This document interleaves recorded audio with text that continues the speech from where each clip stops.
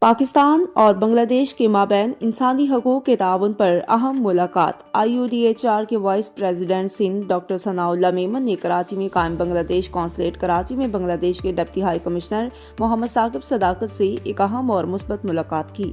ملاقات میں بین الاقوامی انسانی حقوق خصوصاً IUDHR کے جاری اقدامات پر تفصیلی گفتگو ہوئی۔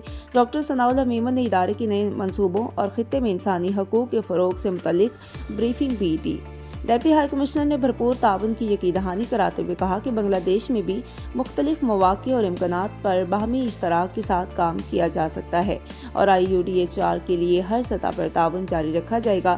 ڈاکٹر ثناء اللہ میمن نے بنگلہ دیشی ڈپٹی ہائی کمشنر کا تہہ دل سے شکریہ ادا کرتے ہوئے پاکستان اور بنگلہ دیش کے درمیان دوستی، روابط اور باہمی تعاون کو مزید مضبوط بنانے کے عزم کا اظہار کیا۔ اس ملاقات کو دونوں ممالک کے درمیان انسانی حقوق اور سفارتی تعاون کے فروغ کی اہم پیش رفت قرار دیا جا رہا ہے۔